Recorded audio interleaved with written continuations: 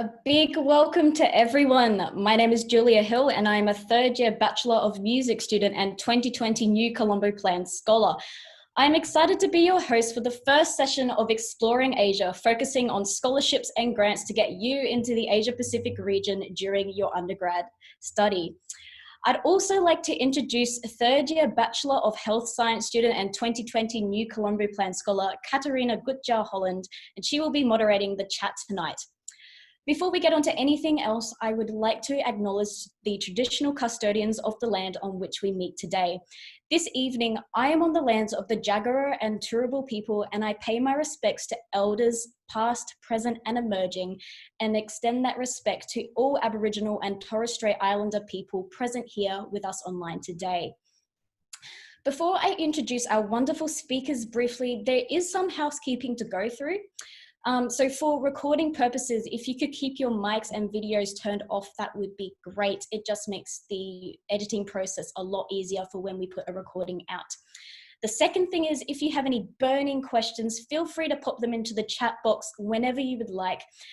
Katharina will respond when appropriate. However, if they're best suited to the Q&A session just at the end of this, we will save them to then. So without further ado, I'd like to introduce our speakers, Grace Manahan and Zac Look. They are both New Colombo Plan Alumni Ambassadors. During this session, Grace and Zac will cover the New Colombo Plan Scholarship, the New Colombo Plan Mobility Program, and the Griffith Asia Institute Asia Future Fellows Program. So for Grace, Grace Manahan is a fifth-year Bachelor of Laws Honours and Bachelor of Government and International Relations student. In 2017, Grace participated in the Asia Future Fellows Program and a New Colombo Mobility Program with Impex Corporation in Tokyo, Japan, through the 3003 GBS Global Mobility Internship Program. Grace was awarded a New Colombo Plan Scholarship in 2018 and completed 18 months of study, internships, mentoring, and language training in Singapore. She completed the International Commercial Law and Public International Law courses at the National University of Singapore and internships with PricewaterhouseCoopers and King & Wood Mallesons. As for Zac, he was awarded a New Colombo Plan Scholarship in 2019. He undertook 2 semesters of exchange study at Universitas Gadjah Mada in Indonesia, focusing on studies in political science and cultural arts. He also completed an internship in Bangkok with a Thai government agency and studied Thai language at Chulalongkorn University. At Griffith University, Zac is a 5th-year student of Government and International Relations. He also completed the Griffith Asia Future Fellows program in 2017. So now I'd like to pass on to Grace to tell us all about the New Colombo Plan Scholarship Program. Over to you. Thanks, Julia. Thanks very much for that lovely introduction. And thank you to Julia and Katarina for having myself and Zac here this evening on what's the first event of this kind. So we really appreciate the initiative. So yes, 5th year, getting close to graduation time, but not quite there yet. So this evening I'll be speaking about the New Colombo Plan Scholarship and also Asia Future Fellows Program. Zac will be speaking about the Mobility Program, as Julia flagged. So please, any questions that you have, feel free to post them at any time. Katarina's right there fielding them already. So do take note of anything that perhaps we haven't clarified. So from the first slide, just a few pics to get you keen for lots of group socializing, I suppose, but let's get straight into it. So first of all, what is the scholarship? So it is an Australian government DFAT initiative. It's partly revised from the Colombo Plan from earlier in the 50s, which saw Asian students come to Australia. So it's really important you have a good understanding of what, where and how this program came about. So Julie Bishop did feel that there wasn't enough people-to-people linkages and connection happening with young people with the region. You will hear different terminology used to describe various countries in Asia. For the purposes of NCP, it is referred to as the Indo-Pacific region. I would advise you to brush up on Australia's white papers, see why that is, see what it means to include Indo and India in that terminology and how that impacts you. So firstly, all of the scholarship requirements are available on the website, and you're here tonight, so you're obviously enthusiastic, so I won't go through them in too much detail. So taking a look at our next slide now, I'm going to break it up into 4 parts that I think are relevant. Pre-application is prior to the time that you're applying, obviously. Application internally and through DFAT, what to do whilst you're abroad, and then when you're home back in Australia. So let's get started. So pre-application. It doesn't matter if you're in your first year of uni or your third and you still have time to go. Don't feel like you have to have had a beautiful footprint set out of what your degree looks like. You can do this provided that you have at least 1 semester of full-time studies, i.e. 3 subjects left in your degree. So you need to start thinking about what your interest is. Why do you want to go? Not, okay, my friends went and they had a great time, shared a lot of photos on Facebook. That's not what it's about. You need to start thinking about the more intrinsic reasons why you want to go. And for me, that meant looking at how I could meet the NCP criteria when this was raised to me through Honours College. So we have academic excellence, leadership and engagement, adaptability, and ability to contribute to the NCP strategic objective. And the final one, in my opinion, is the most important, and I'll speak to that a little bit later this evening. But for yourself, print out your resume, compare the NCP criteria with your resume, see where perhaps you're lacking a bit. Is there anything you can do to make yourself a stronger applicant? Now we'll take a look at application. So you need to apply first to Griffith. So the way that the NCP has set out the scholarship to make it fair among the universities is each university can only provide 10 applicants to DFAT. So you need to take the Griffith application as seriously as the Canberra interviews and written application. So I believe we've just finalised this year's intake. So congratulations. I think we have a few of those students on the call this evening. But this is quite a time-consuming activity, the application. There's a lot of back and forth with other people looking at your drafts, but also the time that you put into thinking about your reasons for applying and actually getting that on paper is bigger than one might assume. So make sure you meet the criteria and dedicate enough time to that application stage. We'll go now to the more exciting elements, which is being abroad. These two kind of blur together, the application and whilst abroad. And I say that because in your application, you need to have an idea of your study plan, which includes which uni you're going to, internships and mentorships, are you doing a language or not?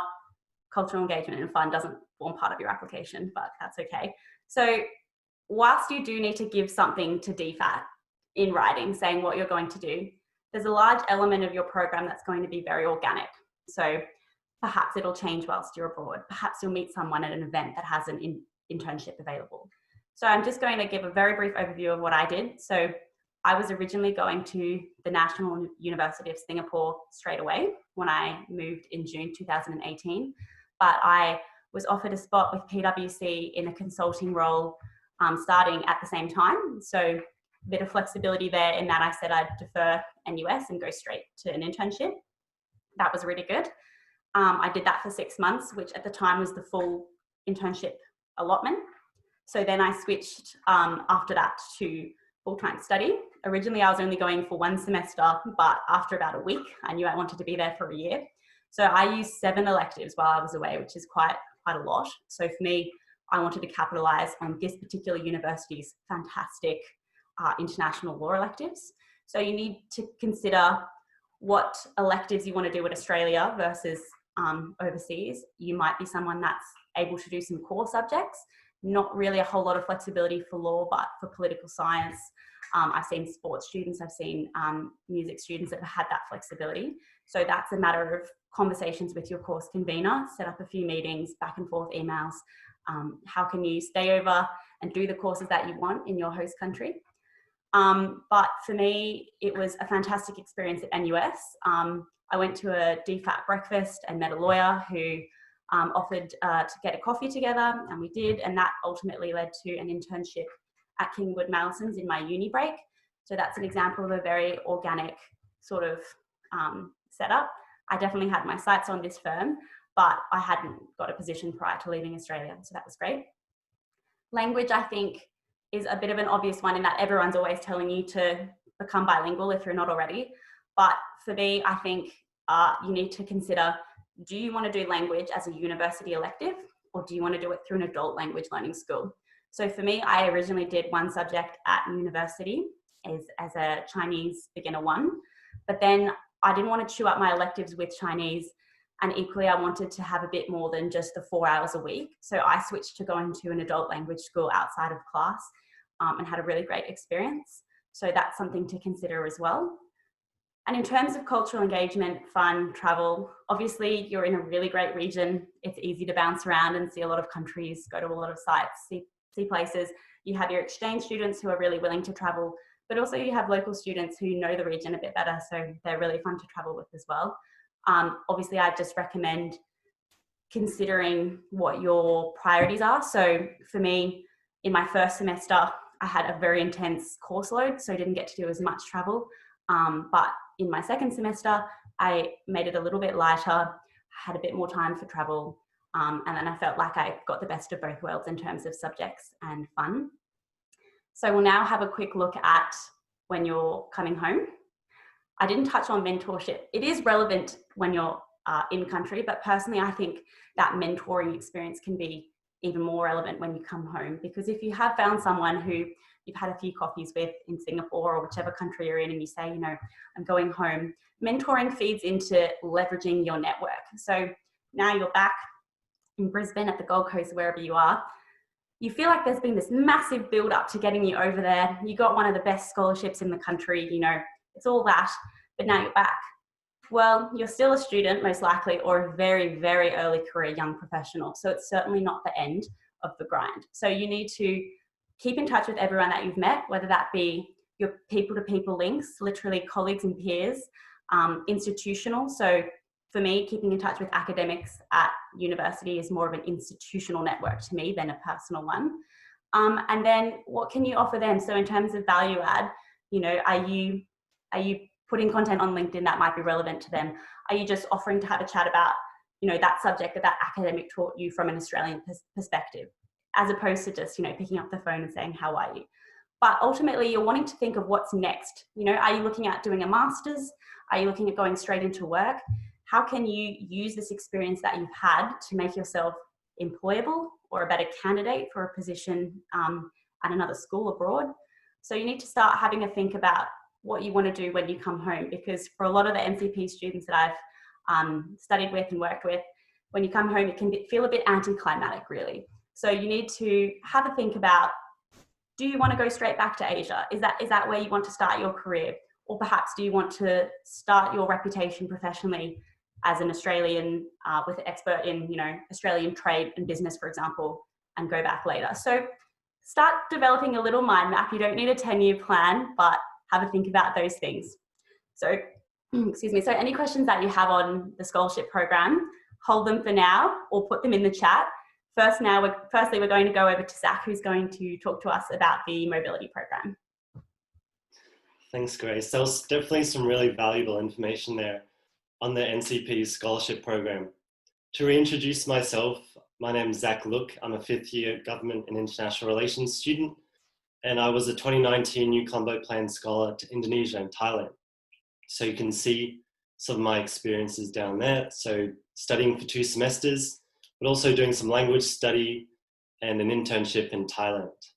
So I'll be talking to you about the NCP mobility program. So it is a little different from the scholarship program, but there is $51 million set aside for this program. So there's definitely lots of opportunities to become involved. So Grace mentioned earlier that New Colombo Plan is specifically to support students to undertake programs in the Indo-Pacific. But what is the Indo-Pacific? So it's a fairly new term that's been used in various government documents like the Foreign Policy White Paper. But it essentially is all the way out east into Pacific Islands, all the way to the west in Pakistan. So it's a diverse range of countries that are included in this concept of the Indo-Pacific. And that's what, as you can see here, the list of countries, that's what's meant by the Indo-Pacific when we're talking about it in the context of New Colombo Plan. So the New Colombo Plan Mobility Program. So what is it? it's not something that students apply directly to Department of Foreign Affairs and Trade to. The program actually provides the funding directly to the Australian universities and consortia. So in our case, it's Griffith. And with that funding, universities are able to support undergraduate students to undertake semester-based or short-term programs in the Indo-Pacific. So a short-term program, that's a minimum of 14 days within the region. So it could be a extended conference, it could be an artist residence, it could be anything, but as long as it fulfills those 14 continuous days in duration, you'll definitely be eligible for that. And there's $1,000 to $3,000 available for it. In terms of semester grants, that's of course a semester-long exchange program in the Indo-Pacific at a host university, and there's between $3,000 and $7,000 available for that. And there's also internship grants and language training grants. So you can see that there's a definitely diverse range of things available for you to do while you're supported by the NCP Mobility Program. So you can see I've written there that it enables a diverse range of students to undertake innovative mobility projects. So it's not quite the same as the scholarship, that they are looking for those highly driven and highly accomplished applicants. It's something that any number of students, no matter what you study, you don't have to have the best grades going, but it provides you the abilities to undertake programs in the Indo-Pacific. And that I had some examples there before. There's some study tours. So that's faculty led. So Griffith faculties organize different tours. So there was previously, not this year of course, ones running to China, Fiji, India, Vietnam, and other countries. I've also heard other students undertaking winter classes at a Korean university, doing internships with businesses in Jakarta, or even a whole semester in Singapore. So in terms of requirements and the selection criteria, so you do have to be aged 18 to 28 years old, and those age brackets might have shifted a little bit since then, so that's on last year's requirements. But it's worth noting that Aboriginal and Torres Strait Islander students don't necessarily have to fulfill these age requirements. You also have to be an Australian citizen, enrolled in an undergraduate degree, including honours, and the project has to provide credit or count towards your course requirements. So it's really important to note that. And it's never, I want to say now that it's never too early to get the ball rolling with this process if you're really looking forward to taking advantage of these opportunities. So in terms of when you're thinking about what you want to do and where you want to go, you have to be able to address these selection criteria in your application. So you must be able to express how the project will increase your knowledge of the Indo-Pacific, and that's especially your host location, and how the project will support and strengthen people-to-people and institutional partnerships. So you have to be really direct in your objectives for the program. So Grace was saying, it's really not just a holiday, then the government isn't going to give you money for that. They're giving you money for something that's going to grow you personally and professional and offer you real educational value. So right now I'll hand back to Grace, who's going to talk about a really exciting opportunity that's unique just for Griffith students. Thanks, Zac. So hopefully we've covered off on a few of your queries, at least about the Scholarship and Mobility Program. These are administered through DFAT. This is very separate. So this is the Asia Future Fellows program, which is exclusive to Griffith. And we are really fortunate in this sense because you'll be going to Peking University, Beida, which is a fabulous major research university in Beijing. So this is a very fabulous program that I don't think I even appreciated in full when I was doing it, but Peking is a fabulous institution. So as you can see from the first slide, there will be Chile involved. But no, we had some fabulous times in Brisbane, Gold Coast and Beijing, introducing our Chinese peers to Australian culture and vice versa. But again, let's start with telling you about what this program actually is. So as you can see on the screen, it's a global exchange initiative designed for Griffith undergrads. There'll be 10 Griffith students and 10 Peking students doing a one-week program in each country. And then a big part of this program is the development and publication of a research paper. So during your time in Brisbane, which occurs first, you'll be exposed to a range of different activities. It's a very full-on week. So you'll start looking at this research paper in this time and breaking into teams. So even though there's only 2 weeks in person, between the two periods of time, you'll be communicating with your team members to develop this paper, which is a fun and challenging task. So taking a look now at my personal experience. So I applied for the 2017 intake. So I think the criteria hasn't changed too much. So I had to submit a very short response to a few questions and generally an application, CV, cover letter. And it was competitive. So again, I would say, 10 spots, don't discount the amount of time to put into an application. I know some people thrive under pressure, but I wouldn't do it the night before. So yes, what I got out of it was a much better understanding of China, but not from a government top-down, what I'd read in political science classes, but instead having met 10 really young, enthusiastic students. And also what Griffith Asia Institute does, because this is a great asset of our uni, which I hadn't previously engaged with. So I would recommend, look at some of the publications that GAI has and who's in the GAI and, what our professors and staff are doing there, because it is a really fantastic institute. I made some great friendships and professional connections.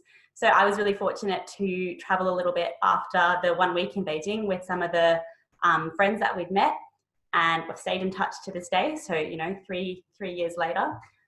We also did a fundraising element of this program, which is a great part of it, in my opinion. So we fundraised for Bethel Orphanage, which is an orphanage for visually impaired children. And we had the opportunity to attend this orphanage in China, which was fantastic. So it was really good to be able to fundraise in our respective countries and then go and donate that money in person. And having a published group written research paper. So that was really interesting, having full reign on what we wanted to talk about. So for our group, we had multidisciplinary, a bit of everything and everyone in our group, but we did settle on talking about anti-corruption measures. And I met some really interesting academics in Australia and in Peking. So for those who may be interested in NCP as well, there is an Australian research centre or Australian institute at Peking, which you'll visit. And I do know some NCP scholars have interned there. So it's interesting to be able to, start forming some of those connections. So I think the real emphasis and takeaway of this program, in saying what is it? What did you take away? I can't understate the value of having worked so closely and so intensely with tiny students my age. I really had no perception of what the cultural differences would be between us. And I think if you work in a formal setting, even if there is cultural differences, there is still that artificial element of being in a workplace. So there are sort of standards that you have to abide by. But really, we just had a fantastic time getting to know each other and really developing those links. And for me, an absolute highlight was taking the Peking students to the beach, which I thought was a bit odd when I saw it on the schedule, but I have never seen people happier in my life. So I think we need to not undervalue our beaches, because that was a very fun day. But also the critical thinking workshops we did, the networking, the visiting DFAT and meeting the Brisbane Mayor. These were all really important site visits that added to the sort of understanding of Australian affairs, and then doing the counterparts in Beijing as well was really, really helpful. So now looking at my tips for applying, I think is our next slide. So I didn't emphasize this enough. All of the things that we've talked about are multidisciplinary, and Zac did speak to this a little bit actually. So it doesn't matter what your undergraduate degree is, everyone's encouraged to apply. What do you hope to achieve from this program? So again, I'm a bit of a stickler for saying, don't just apply for the sake of going on a trip. So in this sense, what's your current understanding of bilateral relations with China? Have you been reading the papers? Have you got a general interest? Doesn't have to be political. You might just have an absolute flair for Chinese opera, which is something some people have a flair for. It is very different. Have a listen if you haven't. But have a think about that before applying, and include that in your application. You know, what really is it that's drawn you to this program? Perhaps you have an interest in Peking as an institution, or even the Schwarzman Scholarship, which is a postgrad scholarship that you can do in China. So maybe you're applying for, you know, future reasons. And then ensure you have the time and capacity to commit in full. So what I didn't fully appreciate was the amount of time needed in the in-between, as I was saying, because, you know, this is a research paper that is very back and forward, different referencing style, different writing style, bit of translation. So just make sure you're happy to commit to that. I'm sure for the benefits of, you know, doing this program, you will, but make sure you have capacity, because it's not one of those things that you want to get accepted on and then only be able to half do it. So look, that's the end of our formal know-hows FAQs. I hope you've got a bit of a sense of the 3 programs. I know Zac and I could talk about this, each program, for days and days. Zac also did the Asia Future Fellows program, you know, and NCP, so we have a very good understanding from our own personal experiences. But first, we're going to pass back over to Julia for the next part of this evening. But again, I'm really going to emphasize Zac and I will take questions anytime on this. So ask some now, but if you don't think of them today, that's okay. Thanks, Julia. Awesome. Thank you very much, Zac and Grace, for all your knowledge and insight and just expertise on these 3 programs. Like, as someone who's done, or I've done the Asia Future Fellows, and hopefully we'll be doing the scholarship next year. That is my plan. I have learned things from you just in that 20 minutes. So thank you very much. So now we're going to move on to a tip session. So our audience, while we're talking, feel free to post any questions in the chat for Zac and Grace to answer in the Q&A session that will be a bit later. So tips, I guess I'm going to pick on Zac first. What are 3 things you wish you'd known before arriving in your host locations? That's a good question.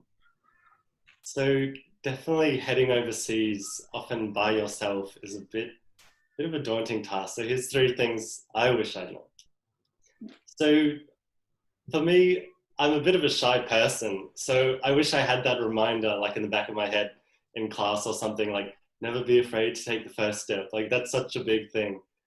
Like when you're in classes, or whether you're just starting out at an internship or something, never be afraid to introduce yourself. So when I was in class, I took my classes, like they were regular classes, so they're taught entirely in Indonesian, and I was the only non-Indonesian student in the class. So my classmates were sort of like gawking at me like, oh, who's that? And it was just because they were curious and also shy to introduce themselves. So it was really up to me to introduce myself and take that first step.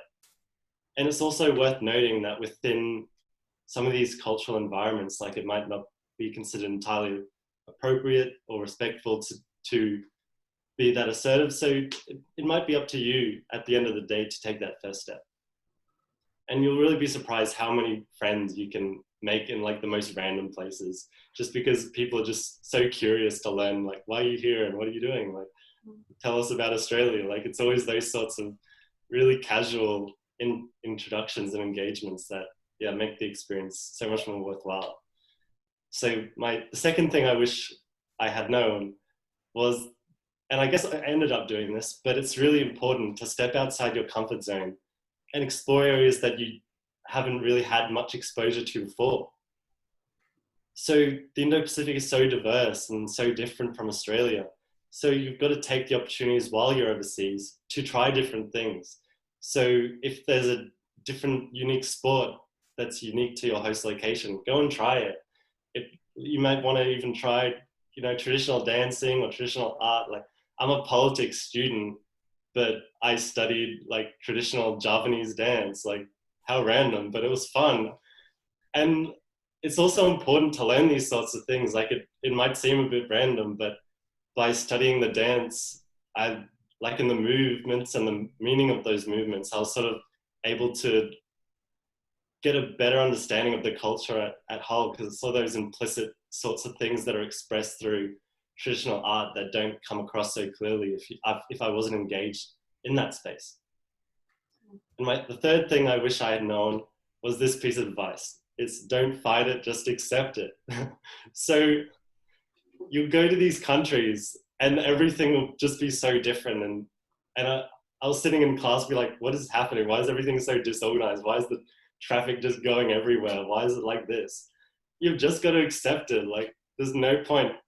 Like, it's not really our place either as guests to criticize and critique. We've just got to accept it. Be like, okay, this is the way it's going to be. And me as some random foreigner student isn't going to change that.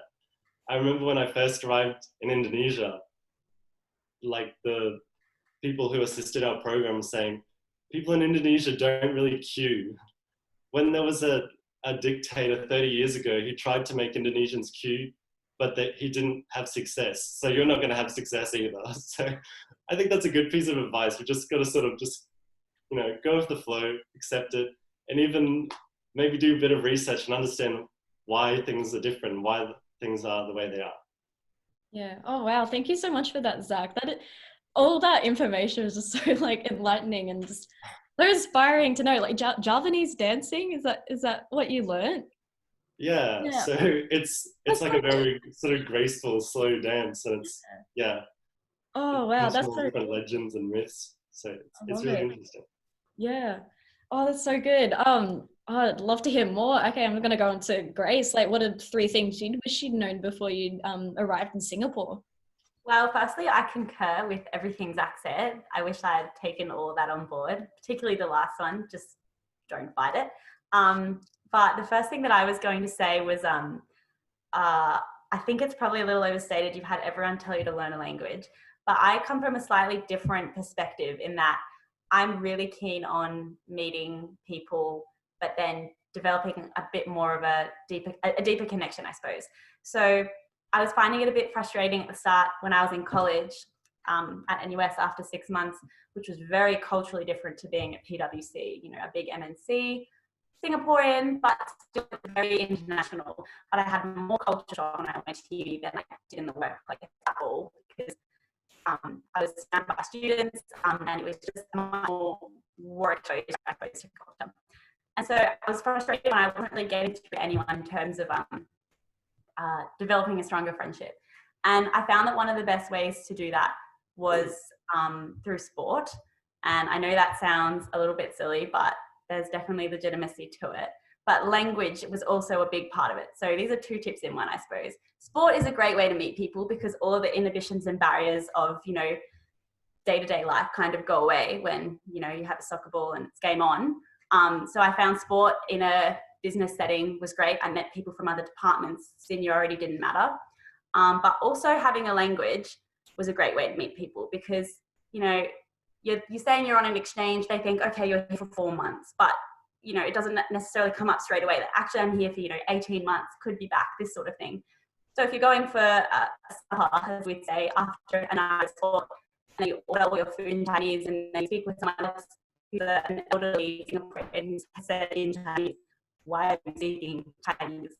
And then have another conversation, then your friends are suddenly much more interested in what are you actually doing here, and what is this sudden language skill? And I think it just shows a bigger appreciation for a culture. So in Singapore, there is 3 official languages, and you learn a little bit of everything just in terms of slang. But showing that you can engage on a more refined level, I think, can occur through having a language. And I definitely felt it was almost like a greater level of respect attitude. And in no way was like Zac Look, who was sitting classes in a different language. I mean, that is the absolute goal. So congrats, Zac, that's so cool. But having that on a social level as well is really helpful. And then just to finish off the sport point, I found that I was very secluded in my department at PwC, but when I joined the touch rugby team, I got to meet people from across the company. The people were very excited because they said, it's an Australian, she must be good. I'd actually never played touch rugby. It went very badly, very, very badly, but it was very fun. So there are 2 tips. The final tip, get in touch with your Griffith Uni alumni in your location. Whether that be your LinkedIn page, definitely on that. It's quite sophisticated and they have a great team of Griffith Uni staff running that. In seeing as they had a annual event where you could go to meet the Vice Chancellor. That was pretty cool, meet some of the various people in the uni who work in Singapore. I know they definitely do that in a number of Indo-Pacific countries. So reach out to people in the GU network, because they'll be more than happy to go for a coffee or to show you around the workplace if you happen to work for the same place, et cetera, et cetera. So yeah, don't be afraid to get in touch, even if they're seated or they're very senior in their role. It doesn't matter. Yeah. Wow. Thank you so much, Grace, for that. That's so good.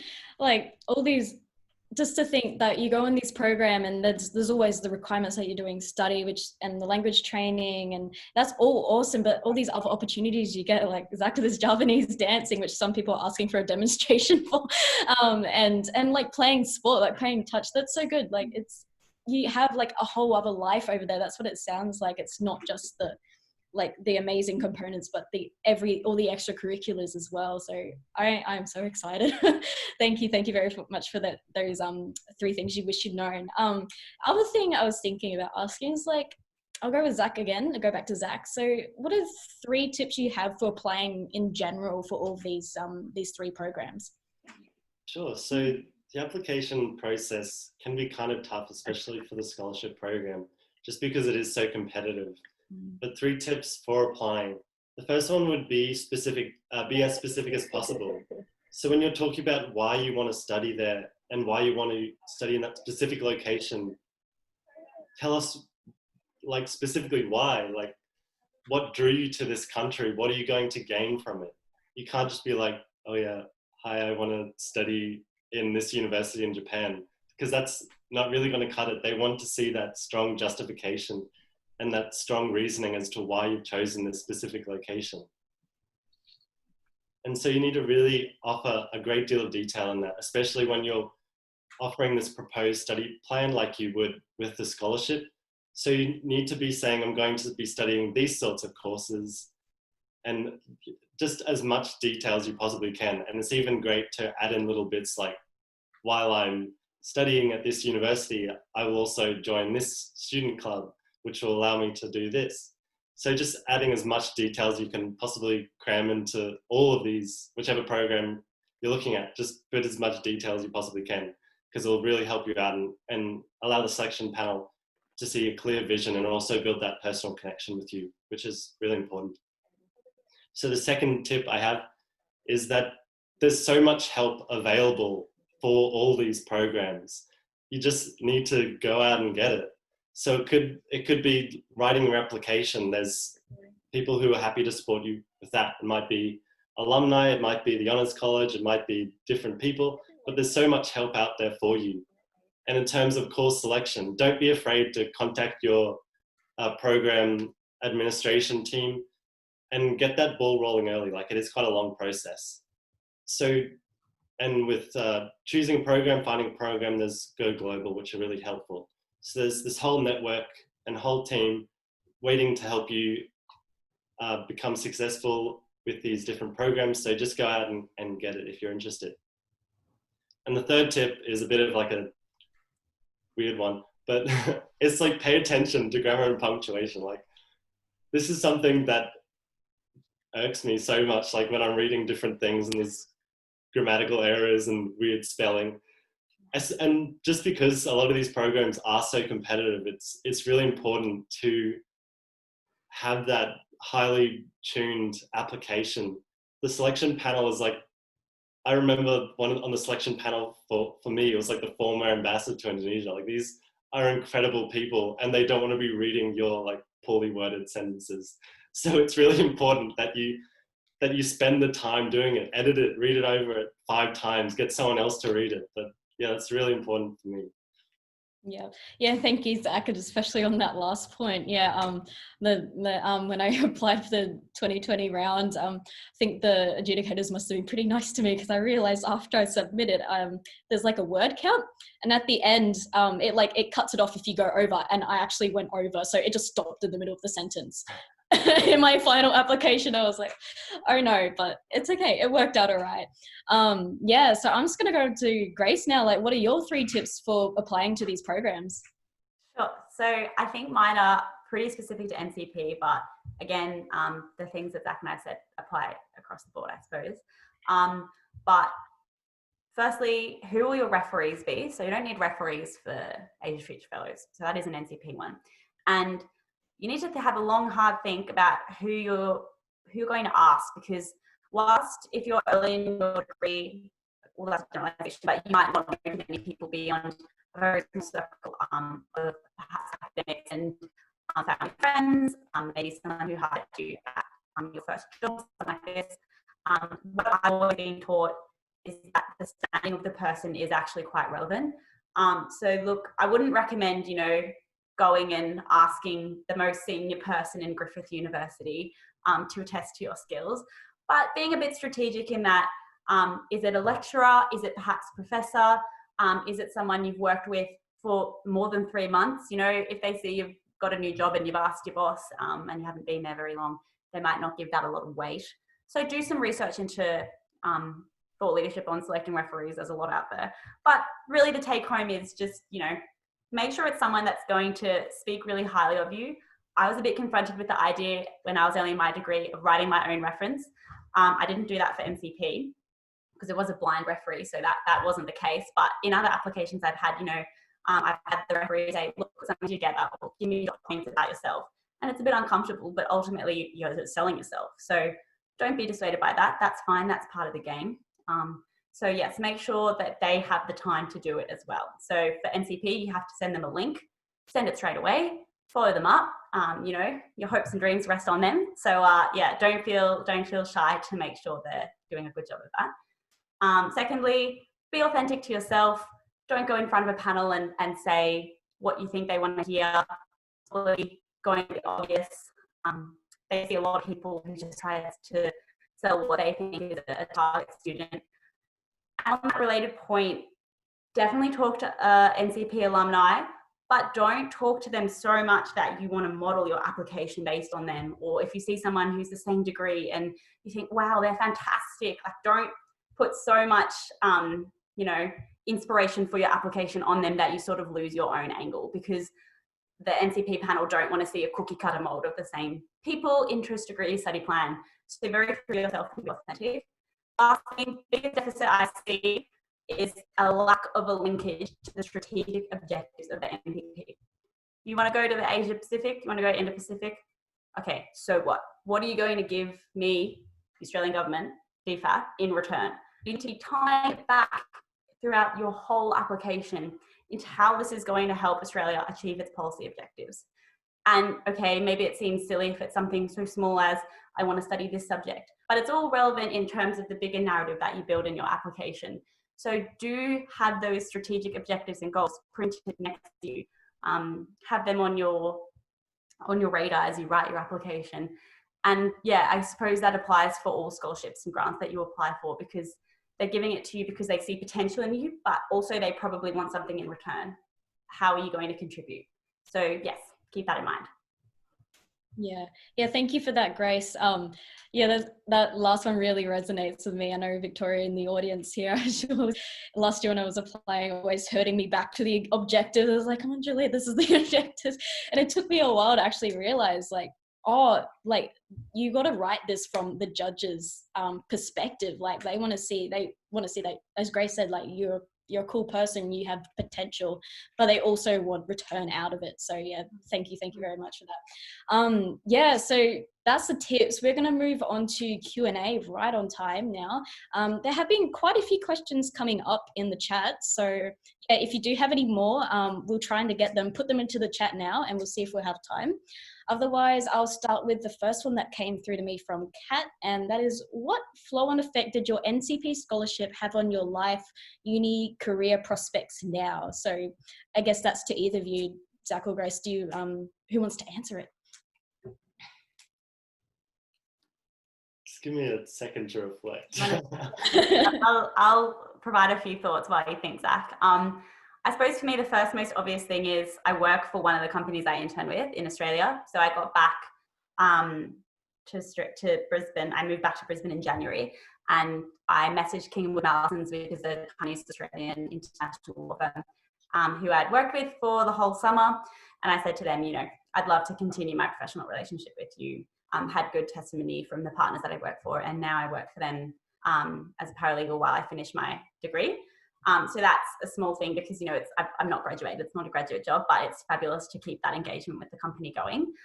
In terms of uni, I've done all my lectures in international law and I did all master's courses. So it really made my streamline of interest quite apparent. So in terms of now having a much stronger interest to do a master's program based on some of the courses that I did over there, that's emerged, and that definitely wouldn't have been the case but for doing that program. I wouldn't have even thought twice about doing masters. So having had to do 6,000 word dissertations, getting used to writing, research, loved it. But also, I acknowledge that we haven't graduated yet. So no clear, I've moved back and started with this company. But I definitely think in terms of having sophisticated networks, I still keep in touch with the other places that I worked at, interned at, mentored with. And I've met up with some of those people in Australia and, they've said, come join us, after you've graduated. So there are little things like that that, really are important and have occurred because of NCP. What about you, Zac? Yeah, that's definitely true. So I'm in my last year of university, so applying for all the graduate programs, when you're writing the application or doing the interviews, you've just got a wealth of experience that you can draw upon. So it's always like that STAR method thing. And I'm always like, how can I demonstrate teamwork or whatever the selection criteria might be? And there's always something like, I did this when I was interning with the Thai government. I did this when I was studying in Indonesia. It's just those unique opportunities that aren't, commonplace within the a group of graduates.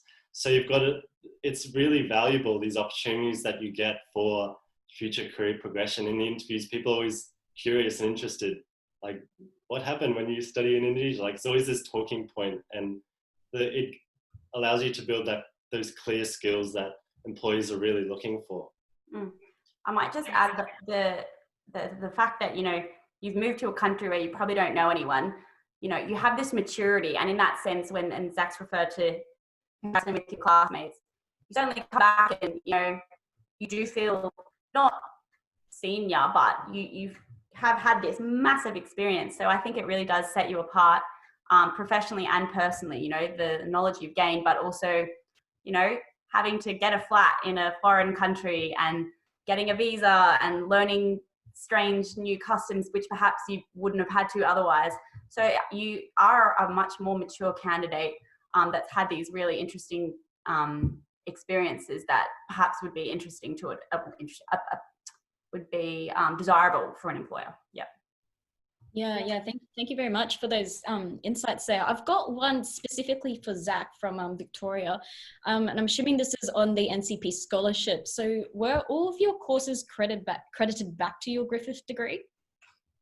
They were, yeah. So when you do it might be a short program or a semester long program or even an extended program like Grace and I did, you always need to have that credit going back to your degree.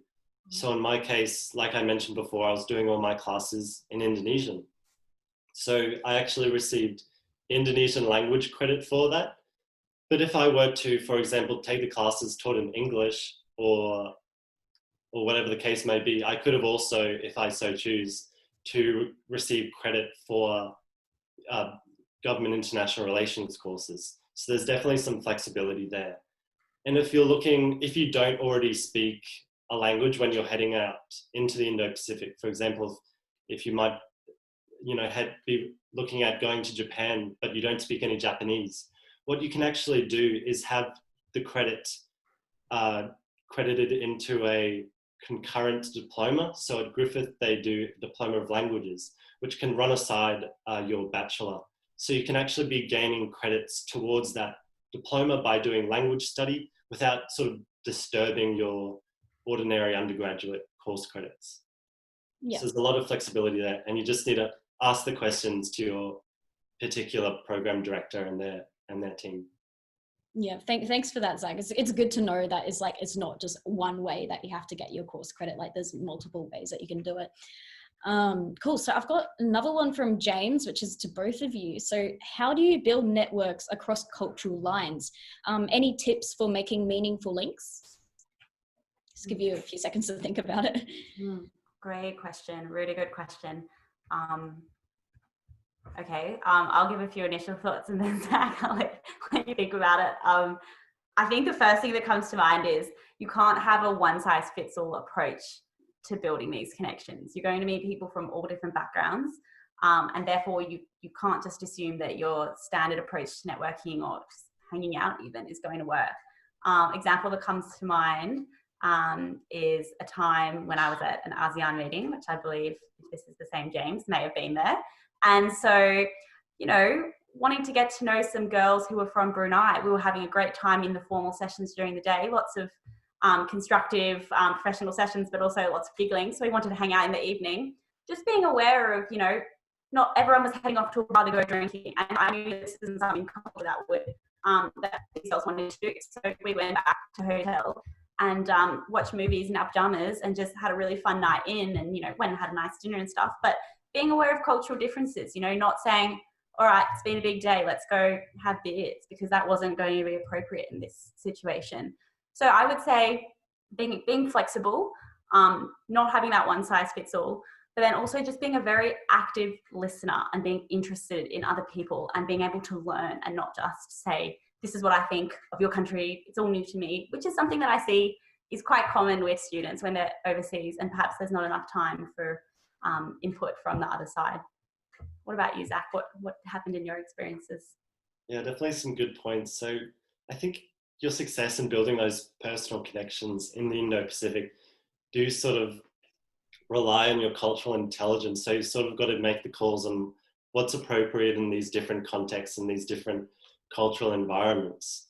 So even, you know, I was in Indonesia and Thailand, both Southeast Asian countries, but, you know, profoundly different in the way you might conduct yourself in an informal or a professional environment. So you've really got to do your research, and you know, it might sound a bit bad, but like when you're in the location, like you're gonna make mistakes, and that's okay. Like you might say the wrong thing at the wrong time in the wrong situation, and that's okay. Like it's all about learning, and the people that you're engaging with, they'll be understanding. Like you're like, I'm not an Indonesian person, so I'm bound to make, you know, cultural faux pas. So it's all about doing a bit of research, building your understanding, but also, you know, being a bit wary about what's appropriate at the right times. Yeah. Thank you for that. We're actually nearly out of time, so I think there's time for one more question and then we'll have to wrap up. So if your question hasn't been answered yet, feel free to reach out to Grace's or the Griffith Honours College or Griffith Asia Institute, and hopefully they'll be able to provide some insight onto your questions and queries. But for now, our final question is from Melissa, is how do you contribute to the NCP objectives upon returning to Australia? That's the golden question, isn't it? I'll go in. So an interesting thing about Department of Foreign Affairs and Trade, we often think that they're projecting outwards, that it's, oh, we have to make this country think that Australia is good. But they also, on a different sort of way, they want Australians to perceive our region positively. So as a alumni, sharing my stories, you know, it might be a picture on Instagram, it might be chatting with friends, it might be talking in class, but by hearing about these experiences, like my friends and contacts, their perception of the Indo-Pacific has changed, and that's actually really beneficial. So it's sort of like I'm the, I don't know, this is like a horrible example for the current situation, but I'm like a little virus or something, that like pro-Indonesia virus, and it spreads and everyone's pro-Indonesia or something, which is an absolutely horrible example. Sorry for that, but you get the point. Yeah, I think that really comes down to people-to-people links, Melissa, in terms of just really being able to, you know, not necessarily tick every single strategic objective all at once. You know, you'll come back, you'll probably still be early 20s. You know, we don't expect you to or DFAT don't expect you to come back from MCP and be qualified to be, you know, the High Commissioner for the country that you are in. So it can be something as small as people-to-people links. It might be applying for Alumni Ambassador, which Zac and I are for NCP. It might be taking up an executive role in a, you know, bilateral group for your country and Australia. But also it can simply be doing further study in that area of interest, because, you know, Australia wants to promote its expertise and social and professional capital in that sense. So, you know, for myself, previously not being interested in a master's, now interested in a master's, potentially going to be going back to Asia, maybe not, but doing something that's relevant to the region anyway and study, that's another way of contributing. So whilst it is daunting in that, you know, I have said, make sure you're hitting those boxes. You don't have to, you know, be a very full-fitting professional when you come back. People-to-people links, maybe starting some kind of relationship with the uni you're in. I know for myself, NUS isn't partnered with Griffith, which that's just the way it is. But you know, not all unis are partnered with everyone. But perhaps if you did go to a partnered uni, maybe setting up some kind of online exchange or some kind of student-led initiative, those kind of things can help too. Yeah. Yeah, and as Katarina's just put in the message chat, there's a whole different group of, there might be youth associations, they might be diaspora organizations, but even before you head out into the Indo-Pacific and after you head into the Indo-Pacific, there's these amazing range of associations and organizations where you can continue to build upon your cultural understanding, your language skills, and your knowledge of the region. So they're a really valuable tool, both before you head overseas to build your understanding and also build your application, but they're also a good tool for when you come back to continue that development and continue the learning. Yeah. Well, thank you very much, Grace and Zac. 2 minutes to go. I think I'm going to have to wrap up. So on behalf of everyone here, I'd like to give a massive thank you to both of you for your amazing and helpful insights into your experiences with the NCP Scholarship, NCP Mobility Program, and Asia Future Fellows Program, as well as your tips and all your answers to your questions. So thank you so much for that. I'm sure we have all learned very valuable tips for our future aspirations. I'd also like to extend this thanks to Megan, Aaliyah, and Natasha from the Griffith Asia Institute, as well as Victoria Menzies from Griffith Honours College and the 2019 and 2020 Griffith New Colombo Plan Scholars. But last but not least, I must thank the audience for coming and listening tonight. I hope you have taken away some new pieces of wisdom that will help you on your journey to travel to the Asia Pacific. Now, before everyone goes, we do have another 3 sessions coming up. I'm going to talk about the next one is coming up in 2 weeks for about 20 seconds. So we see on the slides there. So this other session will be focusing on real experiences in the Asia Pacific and will be held on Tuesday, August 4th from 5 p.m. to 6 p.m.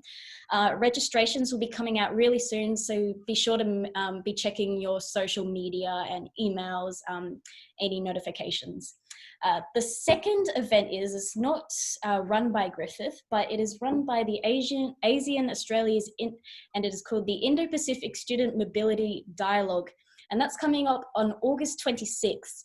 It will be yet another Zoom event and will focus on student movement to the Asia Pacific region, so very relevant to what we've been speaking about in the last hour. Applications are essential. You can get to them via that link, which I don't know if you can click on at the moment, but we can send something into the chat before we go, and they are due on applications are due on August 2nd. Yes, Cheyenne, yeah, if you can post it into the chat, if someone, Kat, if you can get onto the PowerPoint, that would be great. So this brings us to the close of session 1.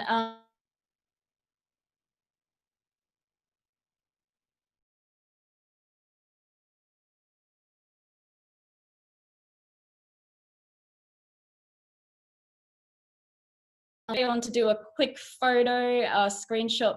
Please put your hand up. So to do that, you go into participants. I'll open all the participants box, and down the bottom there's 3 buttons, which is invite, mute me, and raise your hand on the right. So yeah, put your hand up on Zoom if you want to be in the photo. Otherwise, we'll see you on August 4th for session 2. Have a good night, everyone. Thank you all for coming again. All right, goodbye.